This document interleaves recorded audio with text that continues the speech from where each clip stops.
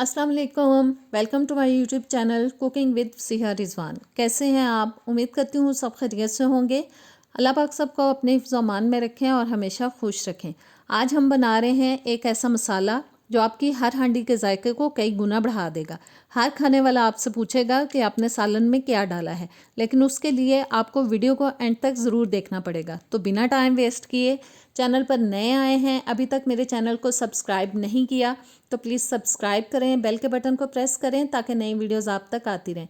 Video अच्छी लगे तो प्यारा सा कमेंट भी कीजिएगा और लाइक शेयर भी कर दीजिएगा। तो आइए बिस्मिल्लाह करते हैं।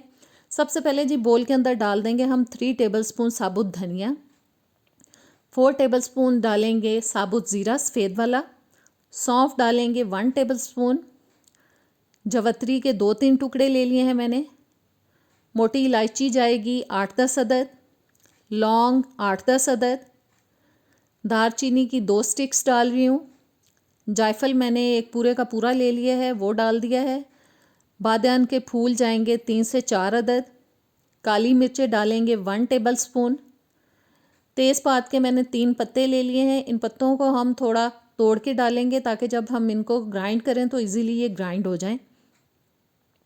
अब डालेंगे जी इसके अंदर पीपली की मैंने 4 स्टिक्स ली हैं। ये इजीली आपको पंसार की दुकान से मिल जाएगा, बहुत अच्छी खुशबू आती है इसकी भी। हरी इलायचियाँ डालेंगे 8-10 अदद। और अब डालेंगे जी इसके अंदर टाटरी, मेरे पास पाउडर फॉर्म में नहीं थी, थोड़ी मोटी थी, इसलिए मैं साथ ही इसको पीस लूँगी। अब सारे का सारा मसाला जो है ग्राइंडर में इसको डालेंगे और अच्छे से पीस लेंगे। मेरा ग्राइंडर थोड़ा छोटा है इसलिए मैं बारी बारी डाल के थोड़ा थोड़ा इसको पीस लूँगी। मसाला हमारा पिस चुका है। आप इसको दाल, सब्ज़ी, गोश्त सब में डाल सकते हैं। ये सालन में इतनी अच्छी खुशबू और फ्लेवर देता है कि खाने का मज़ा आ जाता है। मैंने पीसने के बाद इसको अच्छे से छान लिया है और जो मोटा मोटा मसाला बचा था इसको फिर दोबारा से ग्राइंडर में डाल के मैंने पीस लिया और ये बिल्कुल पाउडर फॉर्म में तैयार हुआ है। इसको अब एयर टाइट डिब्बे में डाल लेंगे। इस मसाले को आप कोई भी नाम दे सकते हैं, लेकिन मेरे ख्याल में इसका नाम जो है वो किंग मसाला या किंग ऑफ किचन होना चाहिए, क्योंकि ये सारे मसालों की जान है। इसको अब हम एयर टाइट डिब्बे में डाल लेंगे। इसको आप आराम से 1-2 महीने चला सकते हैं। बस एक ही बार में सारे मसाले ज़्यादा मिकदार में लेकर इसको पीस के रख लें और 1-2 महीने आप आराम से इसको इस्तेमाल करें।